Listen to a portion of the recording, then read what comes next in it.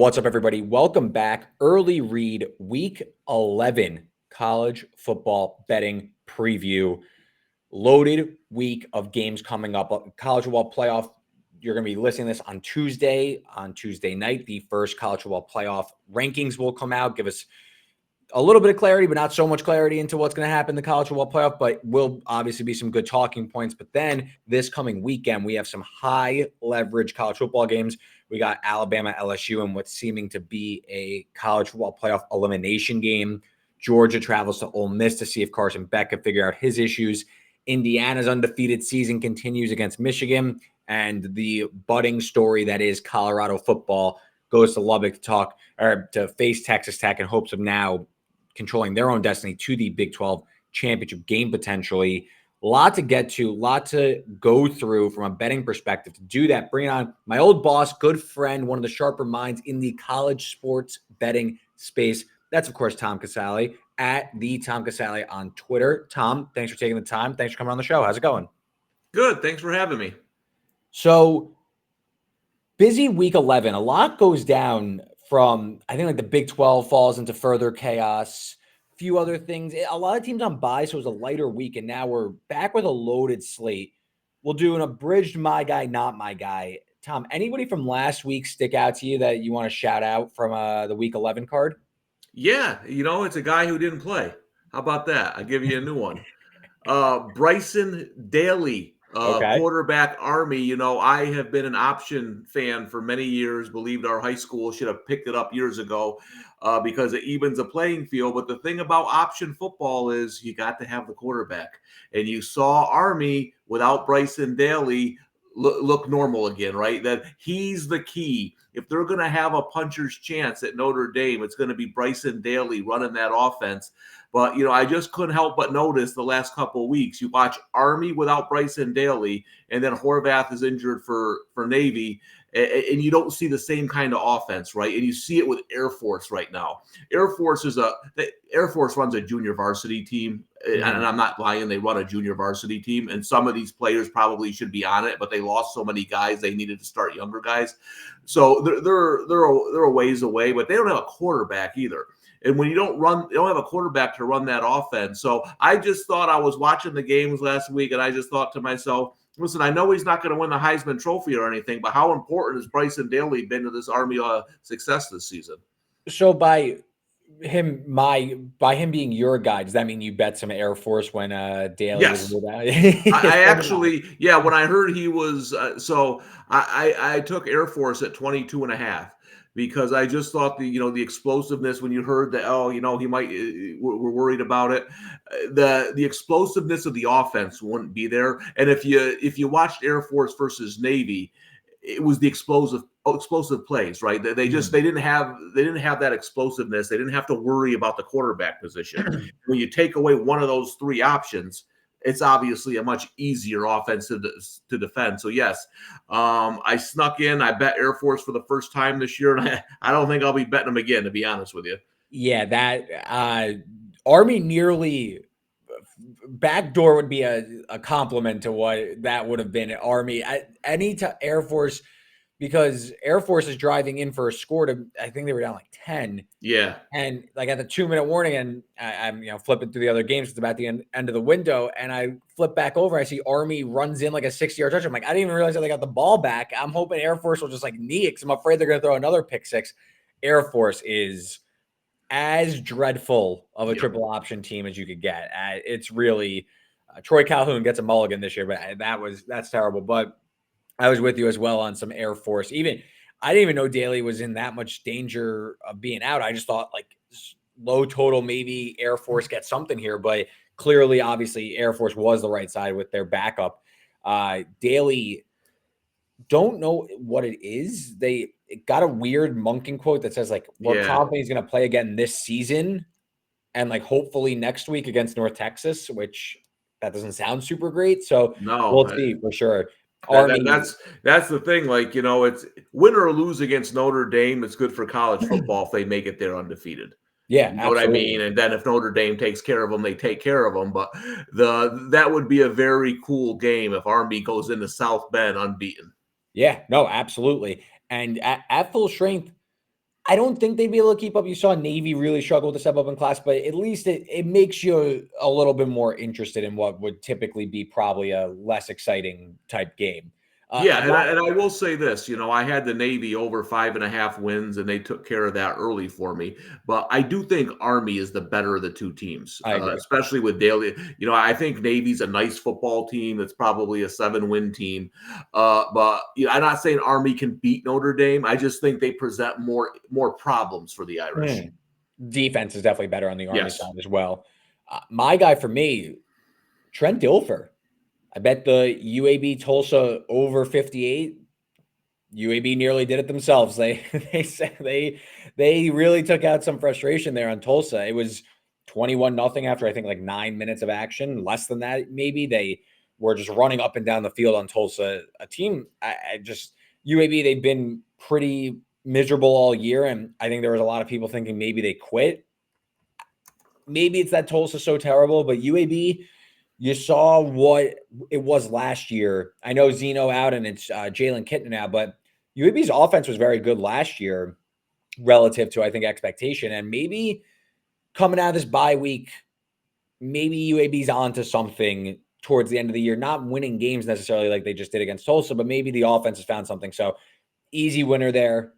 Got to take them where you could get them. So UAB, 52-21, I think was the final. The total was 58. So easy winner there. Dilfer, I don't know if he's back next year, but at least he hit a bet for me on his way out. And what about someone you want to give some flack, Tom? Anyone not your guy from last week? Yeah, how about Sam Pittman, the head coach for Arkansas? I got sucked into that Arkansas +8 on the early number. Hey, how long are you going to keep those corners one-on-one, Sam? I mean, I don't know. I don't think they can cover them. But, yeah, listen, it was more of I wasn't sure about Ole Miss. I have been right on Ole Miss all year. I know we'll talk about them later. But I actually thought it would be a high-scoring game. I thought Arkansas would kind of keep up with them. I didn't think, obviously, that Ole Miss would break every school record in the book, or I wouldn't have bet it. But, I think, listen, Arkansas is not an easy place to coach, but neither South Carolina. And, South Carolina is competitive. I think it's time for a change at Arkansas. I don't think Sam Pittman's the guy. Yeah, I also had some Arkansas. I thought Arkansas was kind of live in the game. Yeah, I did too. We won't talk too much about Ole Miss at large here, but Arkansas, I will say, and obviously it's like one play changes everything, blah blah blah. But Arkansas, they get the goal line stand against Ole Miss. They're in their own territory. Bad snap, scoop and score. Ole Miss is up, and then Arkansas driving back down. Taylon Green gets dinged up again. So I think that score line got a little out of hand due to like I think if you simulate the game differently, that it wasn't like Ole Miss is 30 points better or whatever it ended up, but that was obviously a rough look. Obviously it got a little out of hand there pretty quickly for the Hogs. For me, not my guy. And good run of form here. Had a slow start on the weekday games. Then, last week I ended up like slight down juicing out and everything. But one bet I felt really confident about, and I don't know why. This is one team. We're going on 3 years now. I can't get this team right. Old Dominion. I think I said it last week when I shared it on the show. I liked ODU against App State. I can never get this team right. I fade them. They have a bunch of turnovers, go their way. Their freshman quarterback runs absolutely nuts, and they win these games as like 10-point underdogs. I bet on them. They blow a 35-0 lead in the famous Oats Bowl or whatever to Western Kentucky, and they lose that game outright when I have them. So I bet them last week. Outgain App State by over 100 yards. -3 in turnovers, one of which going in for a score on the opening drive. They fail on 4th down. App State hits a few big plays. They end up losing to, again, I thought it was a severe mismatch. App State, one of the worst rushies in the country, and this Joseph kid could run wild. So not my guy. Colton Joseph, you get the brunt of it. But ODU in general, it's just a team. When you just have blinders up on a team, you can't seem to ever, you bet on them, they lose. You bet against them, they beat you by 3 touchdowns. ODU is a team I might have to just blacklist them and just remove myself from them until Ricky Ronnie goes elsewhere, because I just can't seem to get this team right.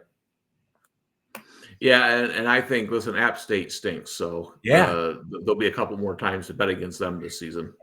So nice little my guy, not my guy, but we move on now to a loaded Week 11 card. We're going to get some more clarity on the college football playoff, maybe some other things in general, maybe some Heisman talk and stuff like that. But Tom, I do want to start with what I think is the most consequential game of the weekend. That's Alabama-LSU. I think people could argue maybe it's Georgia-Ole Miss. I think it's Bama going to Death Valley. Both teams off a bye. Last few weeks we see Alabama pretty poor form here since that Georgia win. Not really what you thought the trajectory was for this Alabama team after that Georgia win. LSU looked like they were maybe onto something. Second half from A&M goes completely off the rails.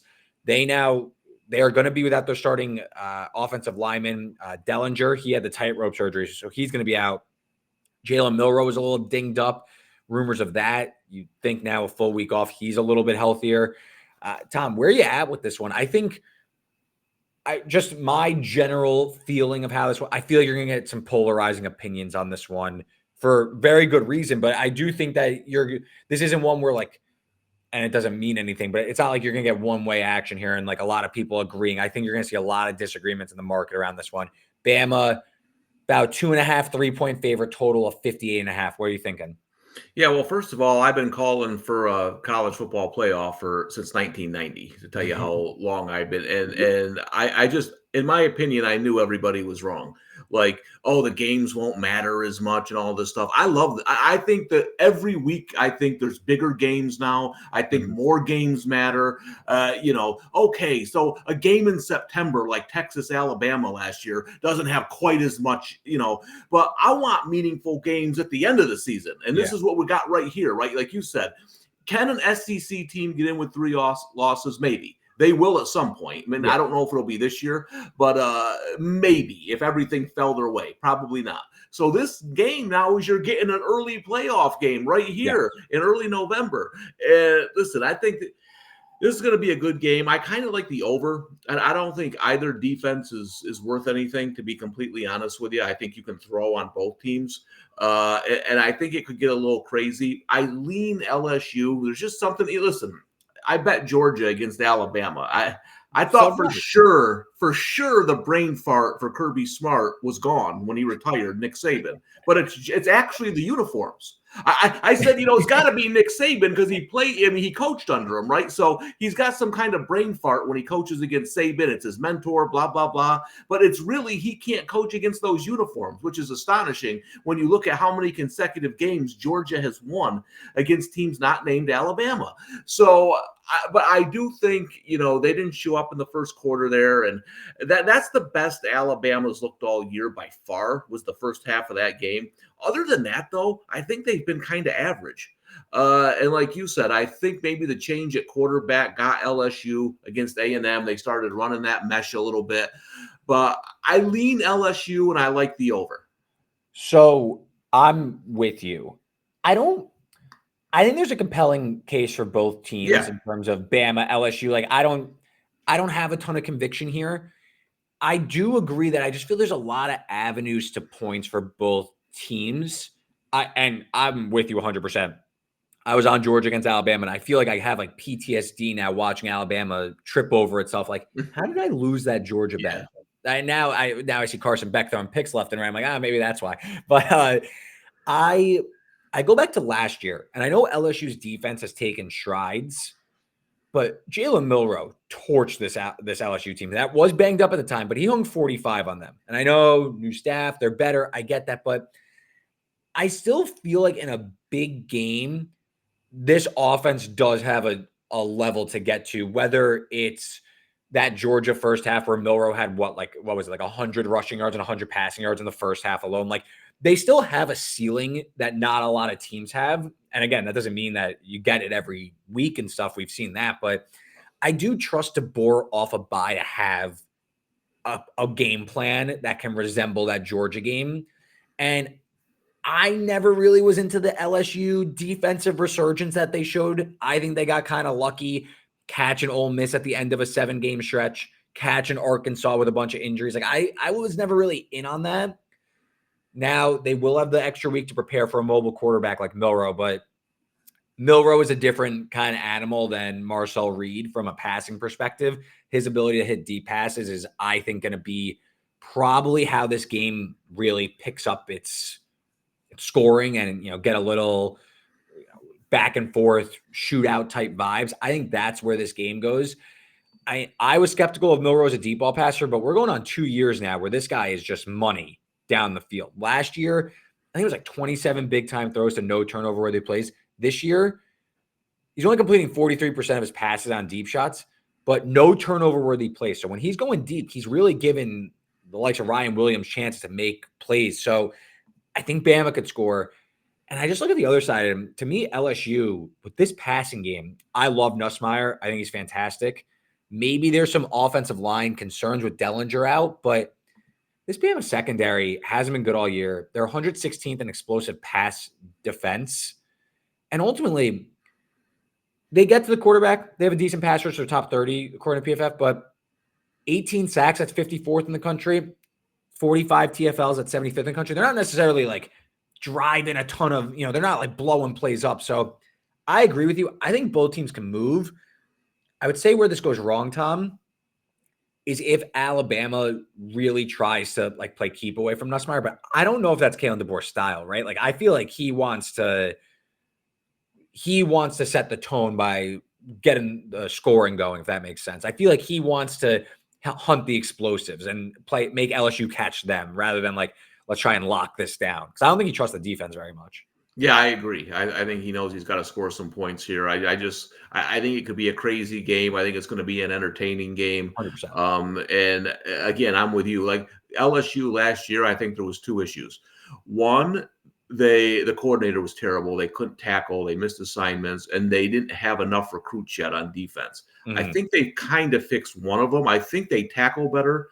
I think they're in positions better, but I still don't know how good they are. Like they have a couple of players on defense, but I still think it's an area where they're getting out recruited by some of the other SEC teams. And I think for them to take that next step, they probably got to get a couple more studs on defense. I do think the coordinator has made a difference, but it's not to the point where I think they can shut down really good offenses. Like if LSU makes the playoffs and plays like Miami going to hang 30 on them for sure. Yeah. So I don't think they're quite there yet. And I think Alabama, I agree with you. I think DeBoer having that week off, I would look for Alabama to come out hot in this game. Yeah. It seems like that's kind of the script. Like obviously the Vandy game, things go off the rails quickly, but it feels like, and even the Tennessee game, Alabama moved the ball early in that game, and then there was the end zone interception that kind of threw it off the rails, and then the game became a rock fight. But it seems like DeBoer does have an ability to at least script things for Milroe that seems to have unlocked something. So we see the game similarly there. I'm curious your thoughts on the other huge SEC game, Georgia-Ole Miss. And I got to eat crow at this point because Carson Beck was a guy I was high on. I thought he was the best quarterback in the country going into the year. That's obviously not the case. Something is clearly not there. And I was talking after the Georgia-Texas game, Tom. Maybe Beck's good and whatever, but it just seems like he really misses Brock Bowers and Ladd McConkey. And this offensive line is maybe not what we've been accustomed to for Georgia. And it feels like Beck, and some of these, it just feels like he's pressing. I wouldn't even say it's like he's incapable. Just some of these throws are into triple coverage. Like, it's like, what are you even looking at? So this Ole Miss defense to me is legit. So I'm curious, Tom, I guess before we get into maybe this whole handicap, or if you want to weave it in, but what do you think about Carson Beck and this Georgia offense as a whole? Yeah, no, I agree. Listen, Ladd McConkey and Bowers doing pretty good on Sundays. Yeah. So, hey, the 2 pretty good players, right, that they lost.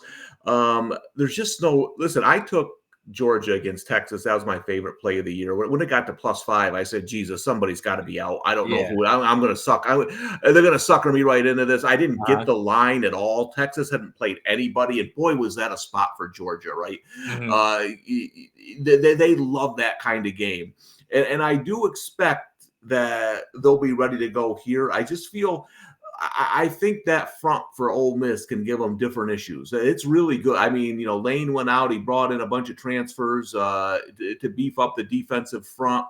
And yeah, when you look at the Alabama game in the second half, they got a lot of big plays. But what Georgia's struggled to do this year is like get 3rd and 7, stay on the field. And I'm going to go the opposite here. I think this game could be under. I think the defenses could dominate this game. That's where no notes shared before, but that's, and I'm not, neither of us are just saying this just to say, but I completely agree. I feel like more importantly, well, I go back to last year, and I know you can't compare necessarily year over year, but I mean, Georgia just destroyed Ole Miss last year. I know in Athens, obviously different teams, but I do think there's something to the point that Kirby shut down a lane offense. Only 17 points for Ole Miss, and 52-17 was the final. Like completely shut down a pretty high-powered Ole Miss team, and we now have like some pretty. You gotta, I think, look past the 63 points from Arkansas and think like, oh, Ole Miss is fixed here. They didn't score more than 27 points in SEC play yet, right? So I'm not like believing that this Ole Miss offense, while I really like Jackson Dart, I don't think this offense is hitting on all cylinders. And I usually what has given Kirby some trouble is the mobile quarterback types. And Dart is mobile, but I mean, he's not Jalen Milroe. Let's like call a spade a spade. I think Georgia is going to have a really sound defensive effort here. You also mentioned we don't know the status of Trey Harris, who continues to be sidelined with, I want to say it's a foot injury or leg injury. They're now Ole Miss down their top running back, Parrish. They have some other guys, but he's been their most effective one this year.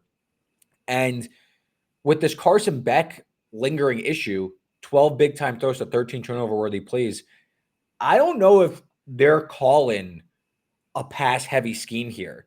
I think they're going to hope Trevor Etienne is healthy enough to really move the chains here and play a very conservative type style, because I don't think they want this to snowball similar to the Alabama game. Because I think that's the comparison you have to go with, because even that Texas game, the Georgia offense, it moved the ball mainly on the ground, though, but that was not like a Carson Beck masterclass. He was actually pretty bad in that game, I'd say. Right, and they jumped on them. They got that early lead. They were able to play their style of ball. So I agree. I think if it's a game where it doesn't require them to throw a lot and put the ball in danger of interceptions and turnovers, I think that's the kind of game Kirby's going to play. That's why I think the first 5 to 10 minutes could go a long way, but I do think a lower scoring game here is a good possibility. Yeah, maybe it's first half under, but I took under 55.5. I just key number, obviously 55, but also I think this Ole Miss defense has proven that it's an elite roster. I think it's more than capable here. And just given the state of this Georgia offense, I'm not sure. And this could be like a greater national championship conversation, because you never want to write off Georgia, and that's not what I'm saying. But there's just not a lot of difference makers on offense. And I think we're just building up the data points of seeing that between Lovett, Bell, Arian Smith, like they're good, but this isn't like a typical like, are any of those guys really pros? Like Eurosic, the kid from Stanford, he hasn't panned out. Delp is fine, but it really feels like they're missing a true game breaker. And I don't think it's going to cost them here. I kind of like Georgia. Not a strong opinion on that. Mainly, maybe I'm baked into priors that I just don't trust Lane in it to win a game like this. But I wonder when this team gets matched up in a college football playoff with a team that has a little bit more explosiveness, that they could run into some serious trouble. I agree. My son's a Georgia fan, and he likes Lovett a lot. But he said to me a couple of weeks ago, he said, Georgia's missing like a receiver like they used to have. And I said, he goes, I like Lovett, but he's kind of more the inside guy and I said, no, you're right. I said, that's a good analogy, because I think the same thing. They don't really have a guy who takes the top off the defense, and I think it makes them easier. Listen, last year they were a nightmare to defend. Yeah. Right? They had Bowers, they had McConkey. It was just different kinds of matchups. I'll say it right now. I don't see Georgia win the national championship. Who do you think's going to win?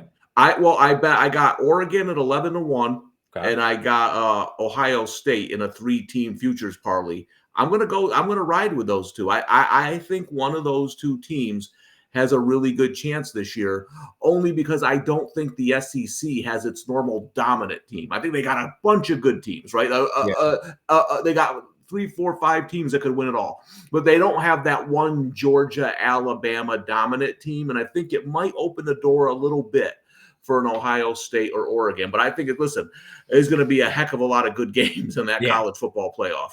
Do you think Miami's got a shot? I don't.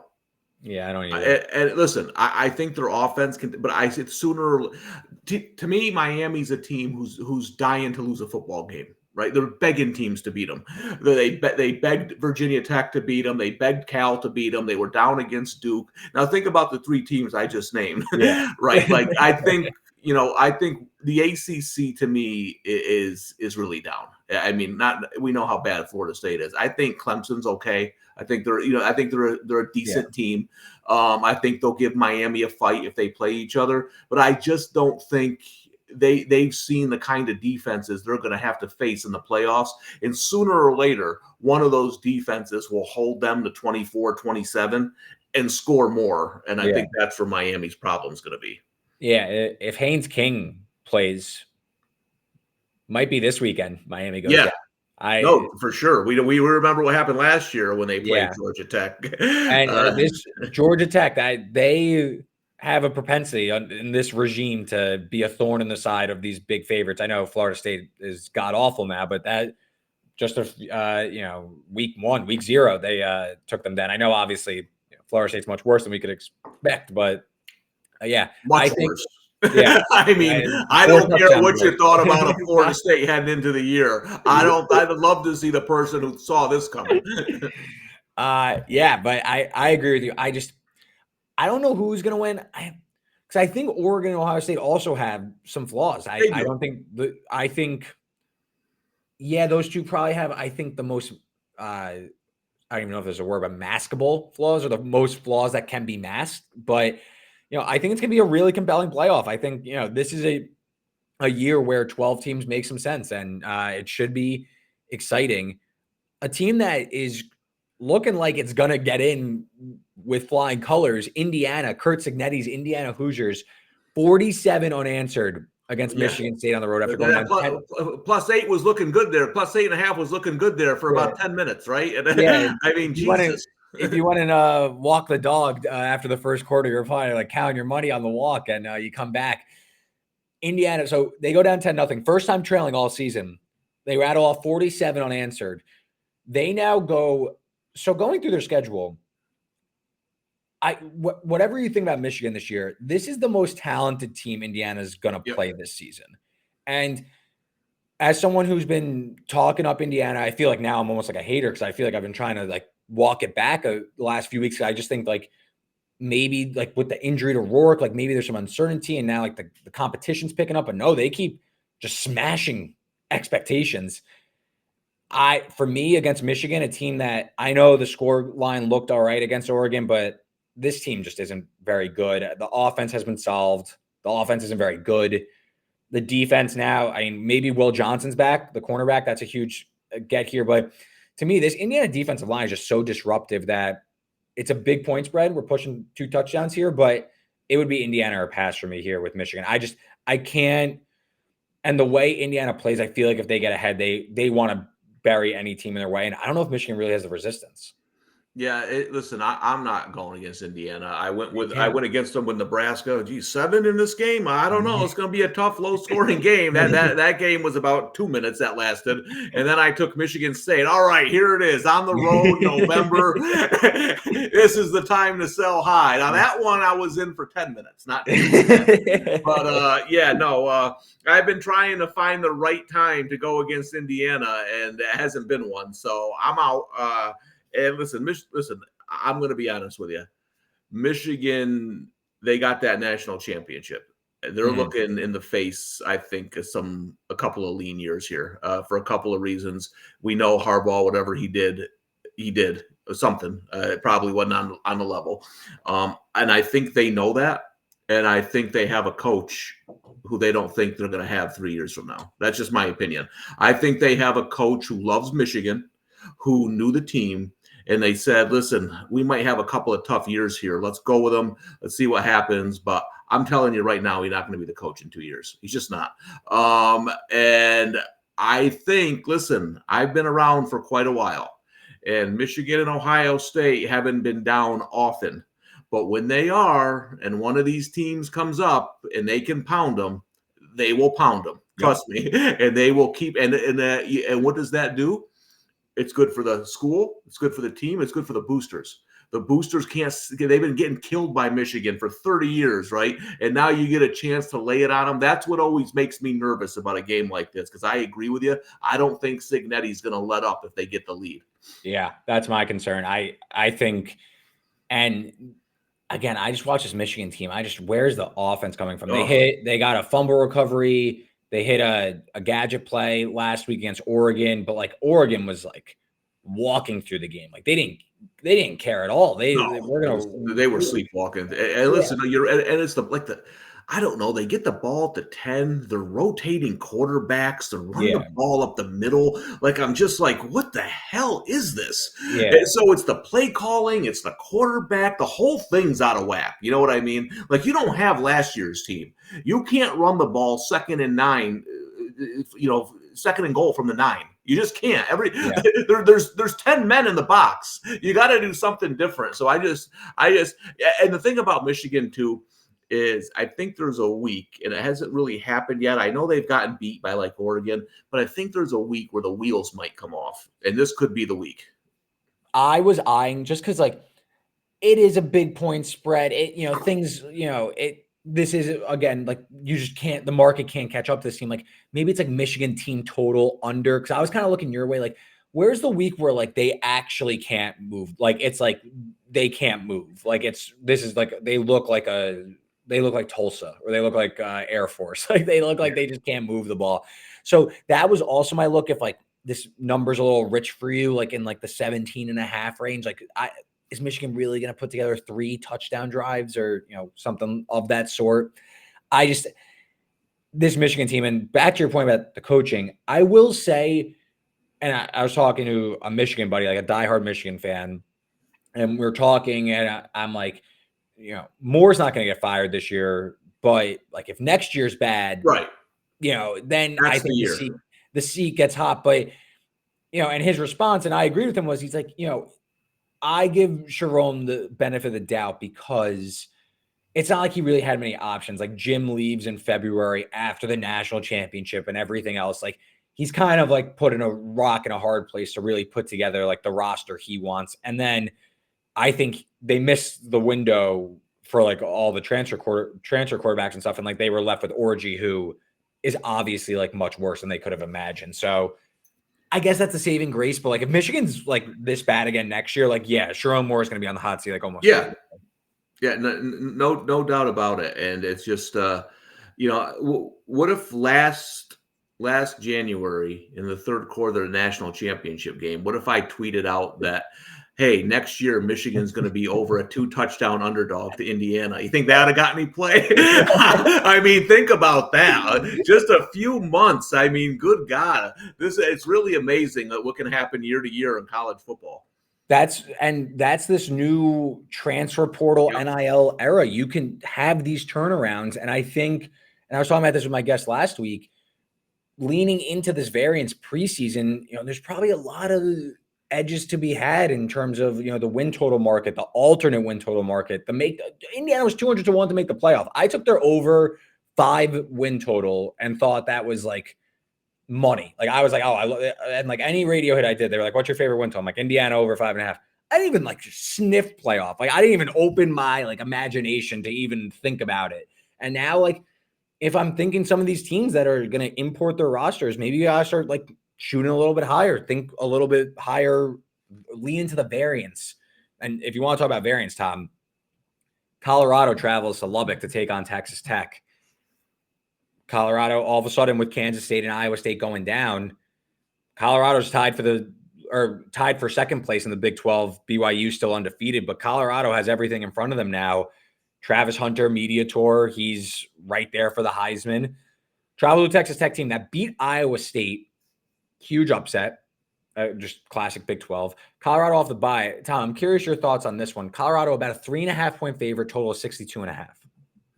Yeah, there's one team over the last 2 years I just have not had a good feel for at all, and it's Texas Tech, I think.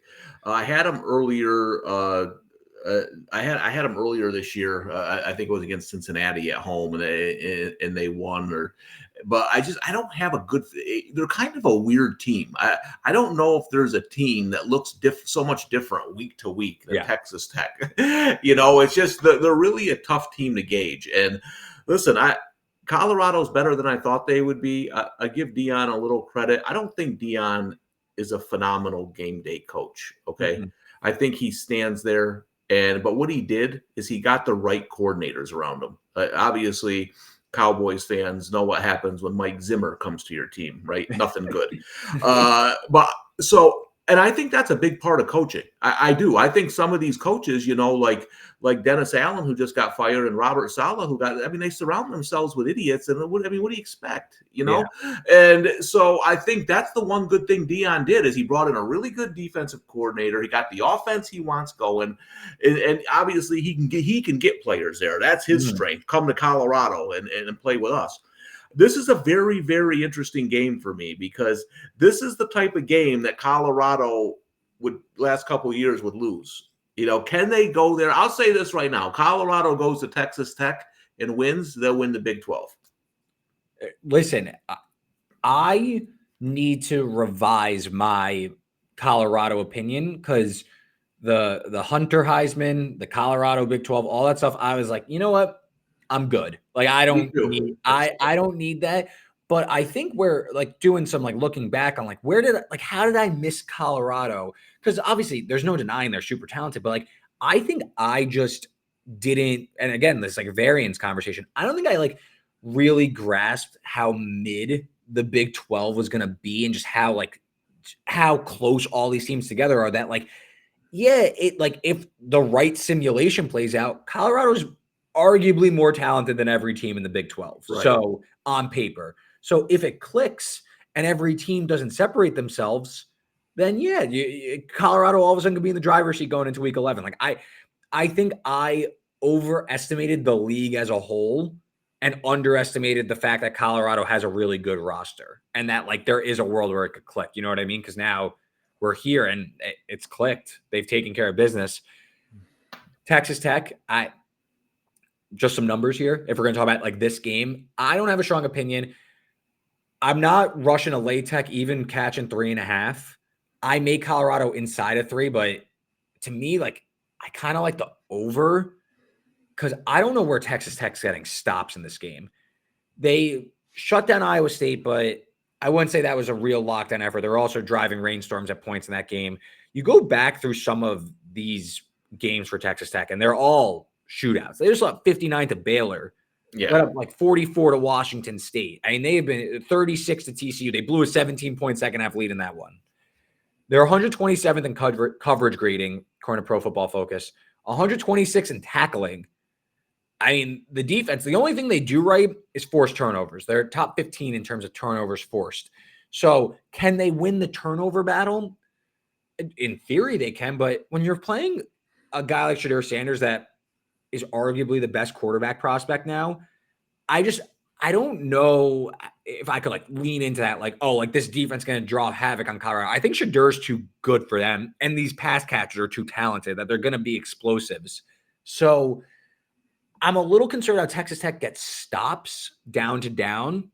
That being said, I could see this being like back and forth, last team with ball wins, because I do think Texas Tech's offense can move the ball. Morton looked healthy last week. Taj Brooks is obviously among the best running backs in the country.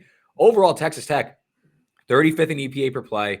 Offensive line is held up pretty nicely. They get into the red zone, they convert. They're scoring on like 68% of their red zone tries. Colorado, the run game has come on, but there's still a lot of struggles there. I wouldn't say it's like super reliable, but Shedeur keeps his offense on track. They're 25th in success rate. So, like, to me, I'd rather take over than take Texas Tech. But like, I don't know. It does scream like last team with ball, but over was kind of my look in this one because I do think Colorado has the ceiling to win this game going away. Yeah, no, I agree. I don't see many stops in this game. It's just whether or not how does can Texas Tech keep up with Colorado? Because Colorado is going to score. We know that. The Texas Tech's defense not good enough to stop them. So I think it's going to be a crazy game. I'll probably lay off it and just watch it. Yeah.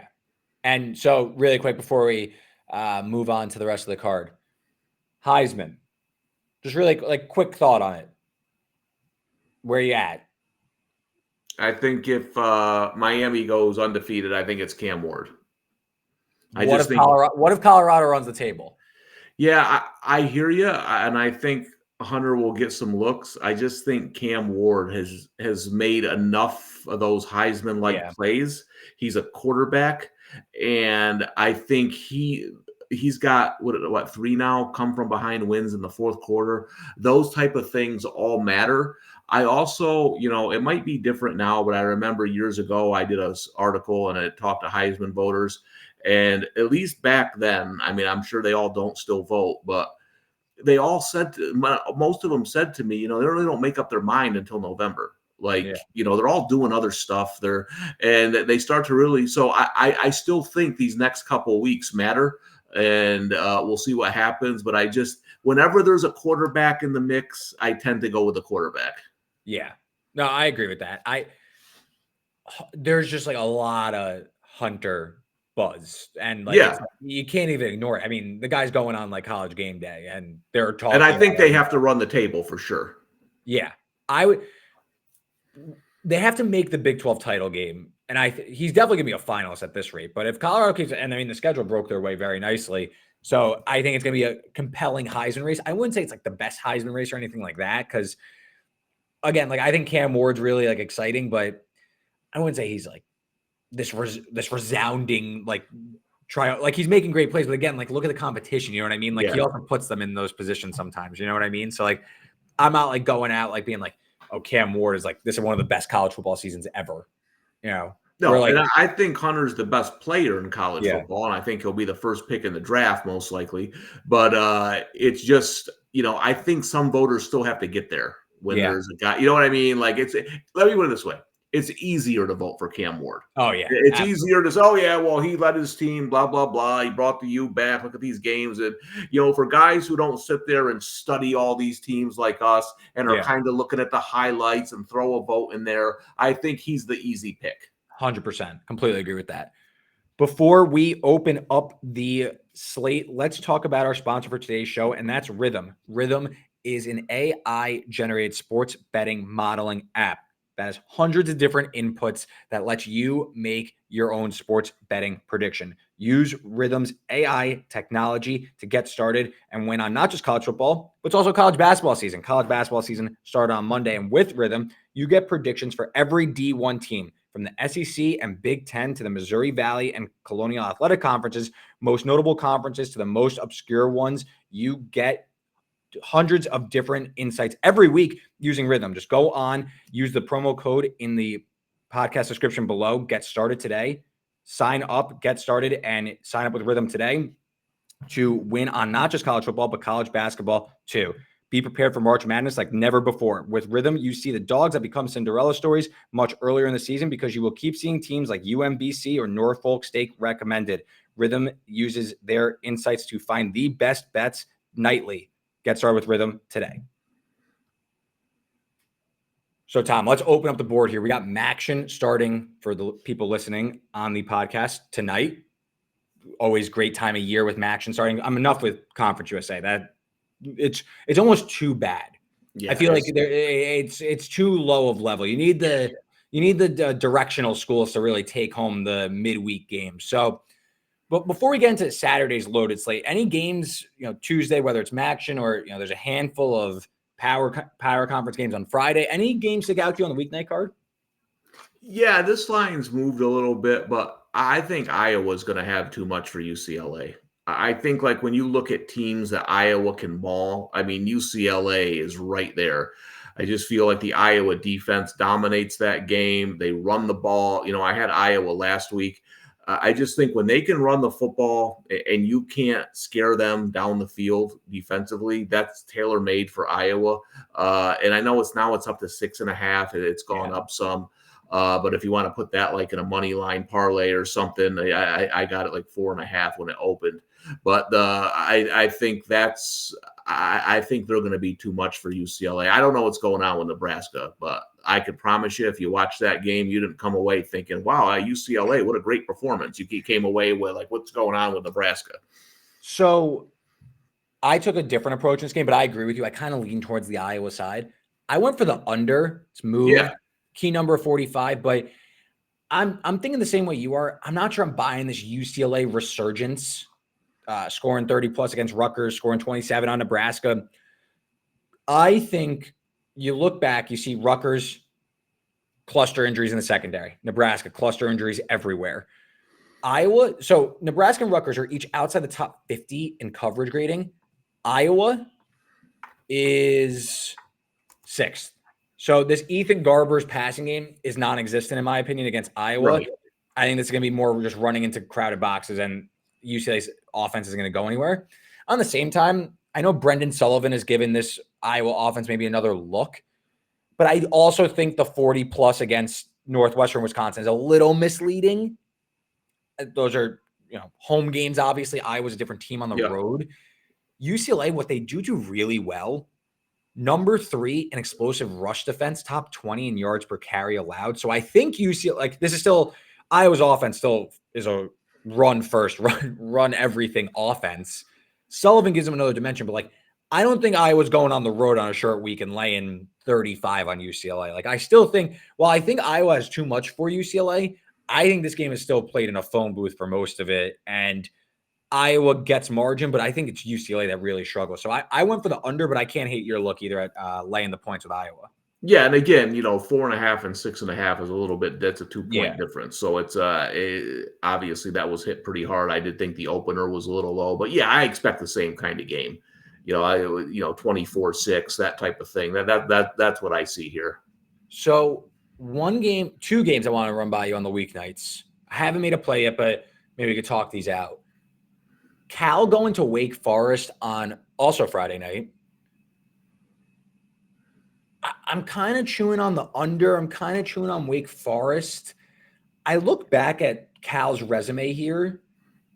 We're sure they should be laying a touchdown on the road. I'm not saying Wake Forest is a bunch of world beaters, but I think when I look at Cal's offense, it's very big play reliant. And if there's one thing Wake Forest does very well, it's limit the big gains. Top 20 in both explosive pass and rush defense. So if it's more of a prodding, kind of slow moving, slow developing on the road, I haven't made a play myself, but I'm kind of leaning towards underdog type idea. It's more a matter of, can Wake Forest do their part to at least stay within the number? Because I do think Cal's a better team, but this is a big number on the road here. Yeah, no, I lean Wake Forest +7. Obviously the travel thing has gotten out now. Everybody knows about it. I remember when I used to work for the New England Patriots, and we'd have to travel to San Diego, when San Diego was there, and in Seattle and places like that. It was awful. It was awful. So I know those cross-country trips are tough. I do think teams will start to figure it out, as we move on here with a new realignment and stuff. But, a Friday, it's across the country. It's poor old Wake Forest. I don't know. I'm not at the point where I'm laying 7 with Cal on the road. No way. Yeah, this feels like a serious, you just look at what Cal's done. I know they absolutely buried Oregon State, but Oregon State is, piss poor. Wake, at the very least, Wake has been competitive this season. Not obviously against the world beaters, but in these middling type matchups, Wake has done more than its part to keep up. They went to NC State, beat them. They go across the country, Stanford, UConn, even. Again, these teams aren't great, but is Cal really some dominant team? They were losers of 4 straight before they got right against Oregon State. So that number kind of stuck out to me. I was inside of a touchdown. So an underdog look there. And then similar idea, Rice, it's inside of double digits, but this Memphis team, no thank you. I didn't like them before the season. I don't like them now. And this Rice team, who everybody loved during the preseason. Rice was the darling of the preseason. And they come out, they play like shit. Everybody drops them. they fire their coach, which maybe a little premature. But besides that, Rice now, they're on a little, obviously they beat Navy, rain delayed game, but you go through, that's 4 straight covers. If you look at, depending on what number you got against UConn, they lose by 7, spread was around 7. Meanwhile, Memphis, that's 3 straight non-covers, 4 out of 5. They lose outright to UTSA.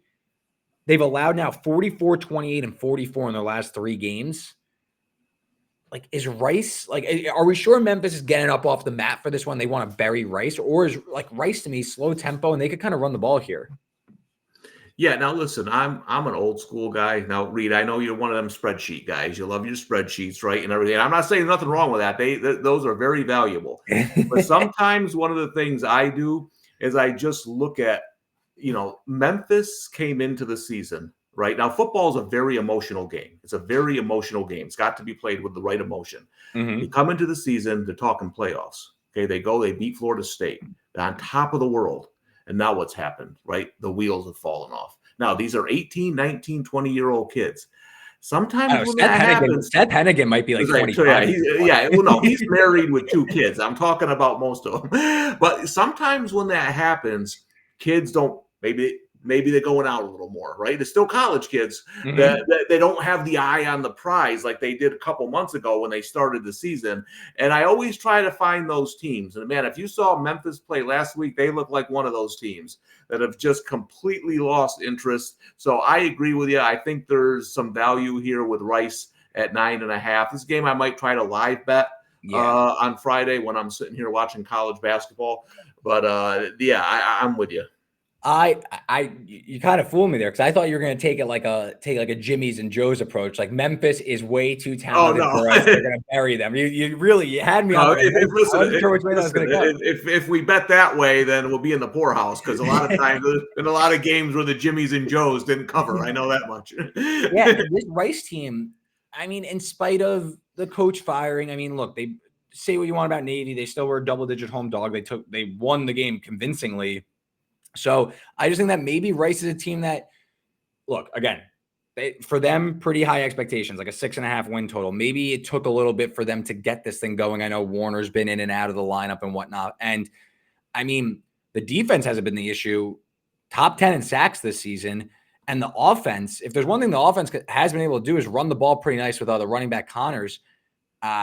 26 explosive rush rate. Memphis, as I'm looking at my spreadsheet here, Tom, Memphis, 126 in explosive rush rate allowed. So this is a team that, again, you're catching double digits nearly. You don't need that many here. If you hit a few big explosives, all of a sudden this is a different type of game. And this is a Memphis team falling way low, way short of expectations. And Reed, I'll tell you right now, I'll tell you a theory of mine that's lasted through the years, whether you do spreadsheets or you look at emotion or whatever. I'll tell you this. If you get into November and you still can't stop the run, and you're laying 10 points or more, give me the other team every time if they can run the football at all, because they're going to keep drives alive. They're going to, when you can't stop the run in football, it's the most disheartening thing on earth, and teams will just keep ramming it down your throat. And it is hard unless you get a ton of big plays. It's hard to cover double-digit spreads when the other team can just run for 8 yards a carry on first down. And I think that's going to be the problem Memphis faces in this game.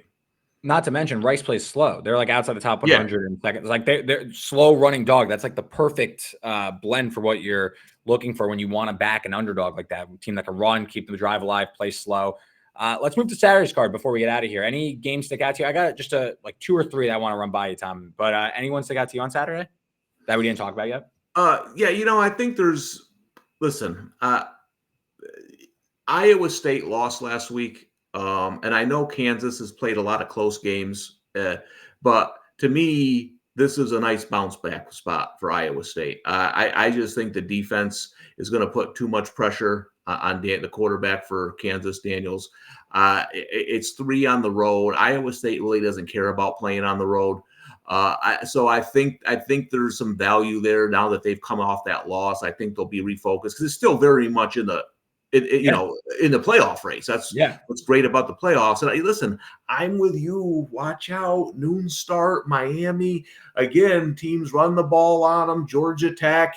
Can they keep the ball 11?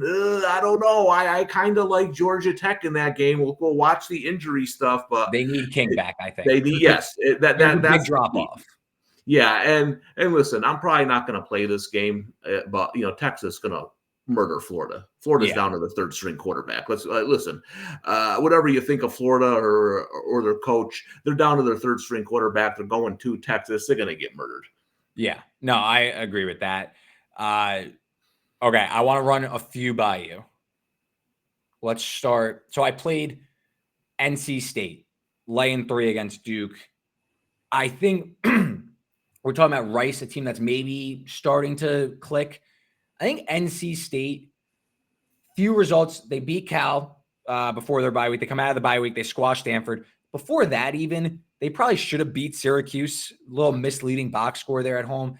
The freshman Bailey, it seemed, and I'm always like a Dave Doran guy to begin with. I always like NC State, and I know obviously this year started off on the wrong side. I think NC State, I still don't think Duke is very good. Where's the like memorable moment of Duke season when they won in overtime at Northwestern? Like, I don't believe in Duke. And I think NC State, I think we could look back at this line and be like, wow, like NC State was only laying 3 here. Like, I think they could win this game comfortably. I just think it's two teams going in opposite directions. You see Duke last 2 weeks, that overtime loss to SMU where they were like +6 in turnovers. And then that Miami game where they got ahead and then they got just absolutely boat raced. I think NC State could win this one at home. Yeah, Also, need one more win for bowling, which I guess like motivation. Well, Duke is a team that, you know, I guess I was wrong on. I didn't like them coming in the season, but I didn't take their under only because of their easy early season schedule. There was games there I thought, you know, even if they're not that good, I think they can win. Mm-hmm. And they have, but I don't think they're quite as good as their record. You know, No. I just so I think you're getting a little value here with NC State. Yeah. And then, so I played that one. I haven't played this one yet. Is Utah totally dead? I get it. I know no rising, whatever, but off the bye, it's still, this is a huge rivalry game, holy war. And I look at BYU's schedule, and not that I'm like a non-believer. I think like, you know, they are whatever, but, and they smoked UCF when no one wanted them. And now kind of looks like people are on them this week. I mean, they're laying 4.5 at Utah. Utah's defense isn't the problem. It's, can they get some offense? And if there's one thing BYU isn't super, like, you can run on BYU. This defense isn't super great. I know Utah's probably gonna have to hit a few explosives through the air, but BYU 96 in EPA per rush. Like, can Utah play a clean game and keep this one close? It's probably gonna be low scoring. Just like, I feel like a lot of points to expect margin in a rivalry game like this. I mean, I say the Big 12's been nuts all year. BYU's been the exception. I say Utah outright. Right? Outright. They beat, you know, like, you listen, you don't have to worry about Cam Rising anymore. I actually think that kills a team. When a guy, is he starting? Is he not starting? Is he starting? Is he not starting? I mean, it bothers me, and I'm just a bettor. So I just, I think now that they know, they go forward, that they, like you said, they run the football. I think they end BYU's unbeaten streak this year. I think they beat them outright.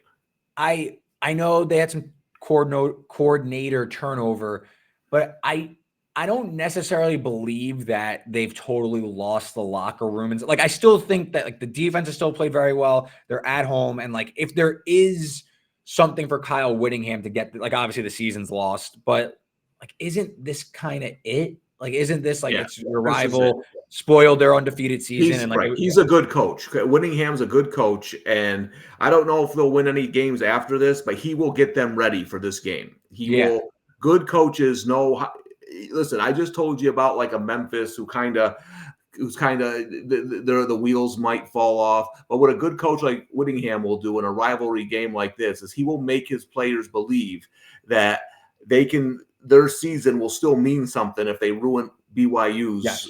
You know what I mean? And I think they're going to come out with their hair on fire, and I think they win. Completely agree. That's it for me, Tom. Anything else jump out to you on the Week 11 card? No, I think we covered everything that I was looking at. I think it's going to be another fun week of college football. I can't wait for the next 2 months.